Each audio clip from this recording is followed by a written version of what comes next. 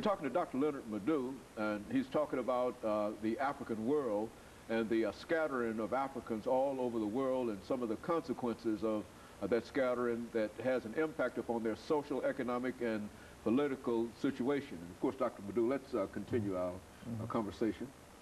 Yeah, like I was saying, the common denominator, of these Africans in diaspora, wherever they are, is that they're discriminated against. They're always at the bottom of the ladder, politically, economically, and socially. So that's very important to know. All right. Even when they're in the majority, they're still, at the political and the low level of the political and social ladder. For example, in Jamaica, blacks are majority, predominate. 1% is about white, but they control the entire economy and even the political system. Yeah, the blacks vote, but the whites control the government. Yeah, I saw what happened when Mr. Michael Manley, who was a mulatto, after he left the prime ministership, and a black guy was to succeed him, Mr. Patterson. And they were asking, is he equal to the job or equal to the task? Because of his skin color. Exactly, because of his skin color. In Guyana, the same thing. After independence, the British, handed over to a guy called Chedi Jagan, who was Indo-Guyanese from Indian stock. And the Indo-Guyanese has always discriminated against the Afro-Guyanese. So that's what happened. Then there were some riots and disturbances. Then when a black man called Robert Bonham took over, he started trying to entrench, black power and black rule, as an antidote to discrimination. But still, the economy is controlled by the Indo-Guyanese, and the white folks who live in Guyana. To the exclusion of blacks who predominate in population. In Suriname, almost two decades ago, really, a guy called Lieutenant Colonel Bautuse, he took over the government by force, who was running a military government. He started carrying out some kind of genocide against the blacks who live in the country, in Suriname. So it's the same thing in most, Latin American countries. Africans, do the menial jobs, lack the education, and excluded from really anything other than cultural activities. Even the carnival.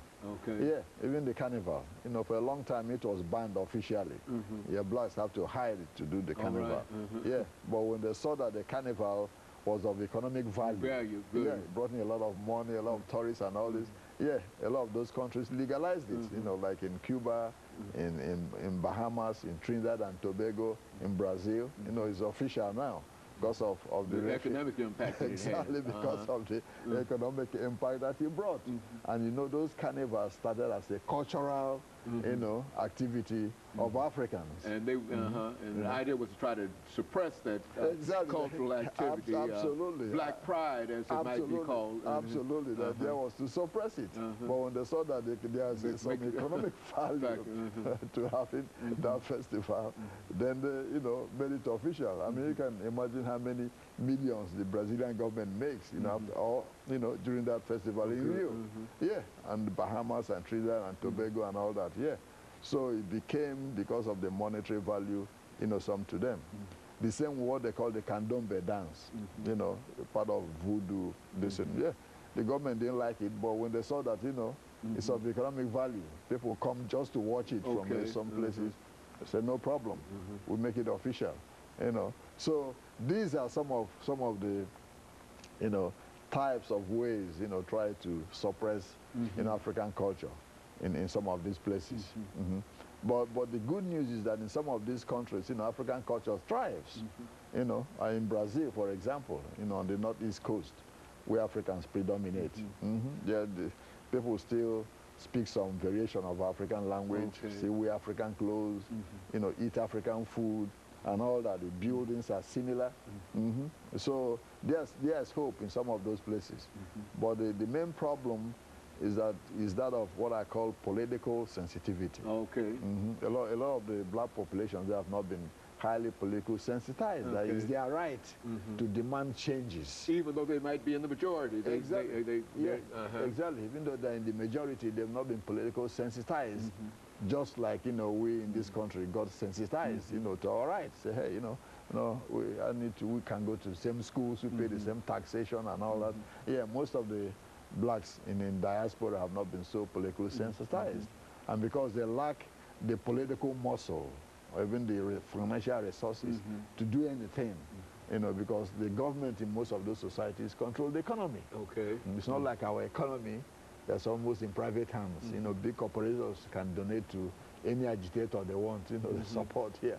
But in those countries, the government controls the resources. Okay. So in order for you to be effective as an agitator, one way or the other, you have to knuckle a little bit to the government. Okay. Yeah, if you're a newspaper publisher, okay, say, well, hey, you have to start agitating. The government can cut off the print. Okay. You won't get no print for your paper. If you're a TV station, they can shut it down, without going through any legal process. Yeah, so it makes it difficult for people who really want to oppose the government to do it, ferociously and with zeal. And be successful.